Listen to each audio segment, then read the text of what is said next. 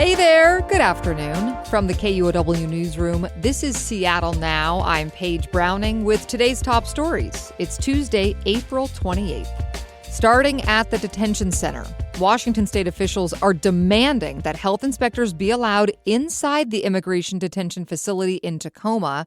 State government reporter Sarah Mises-Tan has more today. The Northwest ICE Processing Center is owned by a private company called KUOW Group. It's denied state health officials entry 10 times in the past 3 years. That's despite a law requiring health inspections. Attorney General Nick Brown. By refusing to let inspectors do their job, the KUOW Group is violating the law and sending the message that Washingtonians don't deserve to know what is going on in their facility. Brown's office filed an injunction today that would force the center to allow health inspectors in.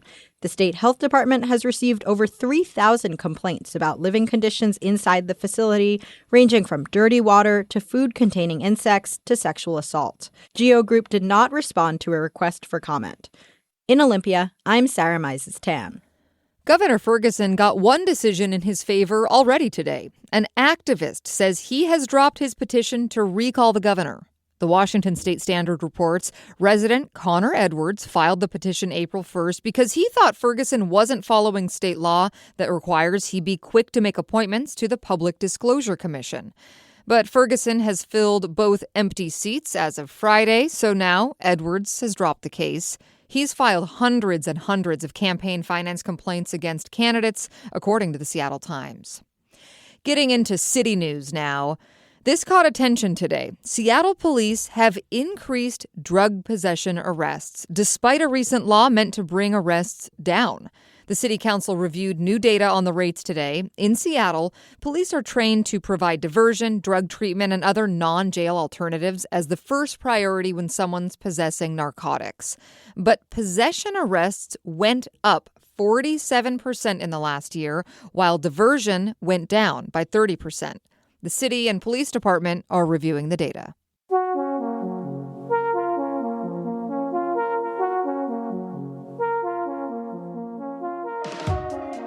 Today, Lummi Nation leaders sued Whidbey Telecom, alleging the company repeatedly damaged sacred burial grounds.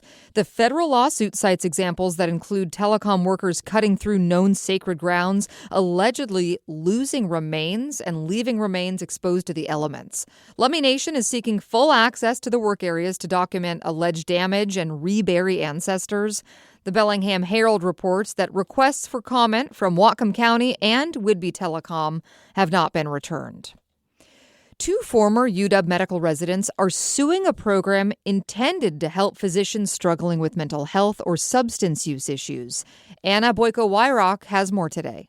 The doctors say the Washington Physicians Health Program was supposed to help them, but did the opposite. In court records, they say the program hurt their financial and mental health and set their careers back. The former UW medical residents were referred to the program after they were struggling on the job, but they say they were required to complete improper treatment to return to work. Washington Physicians Health Program is asking the court to throw out the lawsuit. State law says physician support programs cannot be taken to civil court. They can be criminally charged, though. The two doctors do not currently practice medicine in Washington state. UW Medicine declined to comment. Anna Boyko-Wyrock, KUOW News. Staying with health news, the South Sound will now have its own hospital completely dedicated to treating kids. Tacoma's Marybridge Children's Hospital is preparing to move into a state-of-the-art facility that's been in the works for years. KNKX's Mitch Borden has more. For decades, Marybridge Children's has shared its facilities with Tacoma General Hospital. But now, it's moving across the street into a new 6-story building that cost about $480 million.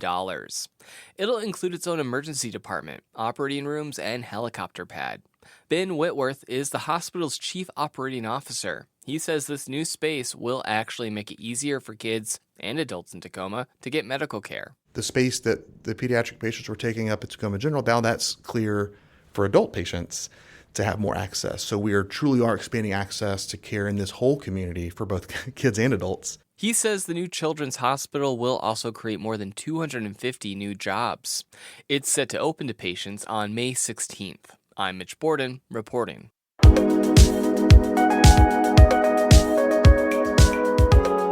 Couple stories tonight in the news you can use category. First up, King County has opened a new disaster recovery center.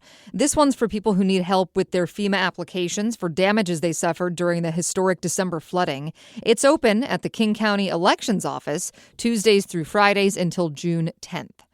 And for the drivers among us, gas prices in Washington are creeping up again after they started to level off a bit earlier this month.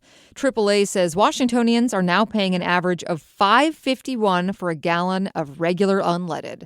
These prices are $1.23 more than they were a year ago.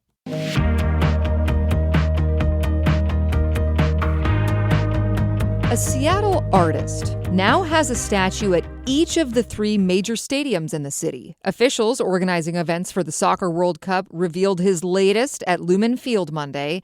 We get more from KNKX arts and culture reporter Freddie Menares.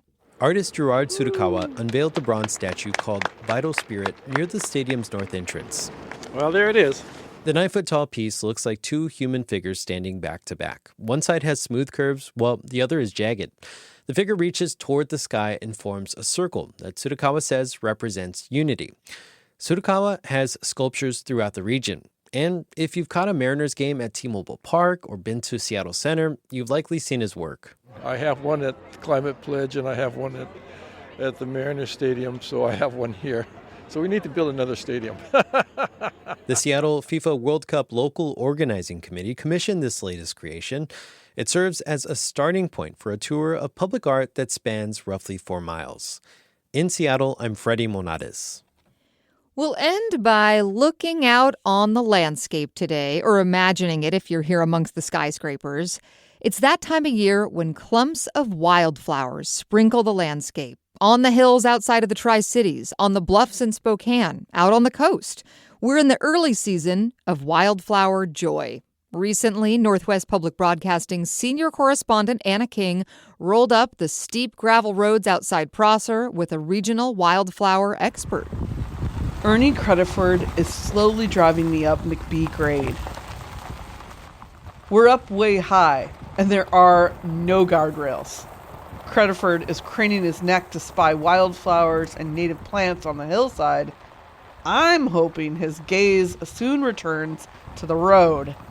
Bella, his little blue heeler, is also nervous in the back. Right here, as you're driving up, you'll see the phlox, and you'll see the balsam root, see the green rabbit brush and the yarrow. It's still in bloom right now, and you'll see the desert parsley, the 9-leaf desert parsley, are called tritornatum. And in just about a week or two, about 2 weeks, you're going to see the penstemons are blooming up here, and now, just drop dead gorgeous. Crediford is a self-taught wildflower expert. He's heavily involved with the Columbia Basin chapter of the Washington Native Plant Society. For about a dozen years, he's led hikes and discussions at this time of year. But this is where we see this common name is sticky stem penstemon. Beautiful purple flower, and when you see it down along the bank here, get out, and if you can climb up the side of the bank on one of the side ridges here and look up, it's just, the banks are just covered. That might be some right there. It's in bloom. Here it is. Oh my gosh, it's in bloom right now. This is the perfect time to be here. It's the perfect time. Crediford says the Mid-Columbia wildflowers will be out for about the next couple of weeks. Hunting wildflowers for peak joy on the McBee grade, I'm Anna King. Next time on Seattle Now, a new exhibit at Seattle Art Museum tells the story of modern art in the Northwest. The one we're looking at, you see a beach with a piece of driftwood and then a bathtub kind of impaled on it. This is an example of one of those discoveries that I made in the collection where I came across these and I was just like, what are these? These are awesome. So I'm very happy to be able to show them. Sam brings us Beyond Mysticism Wednesday morning. That's all for today from the KUOW newsroom in Seattle. Our producer is Vaughn Jones, and I'm Paige Browning. Seattle Now and KUOW are members of the NPR network. See ya.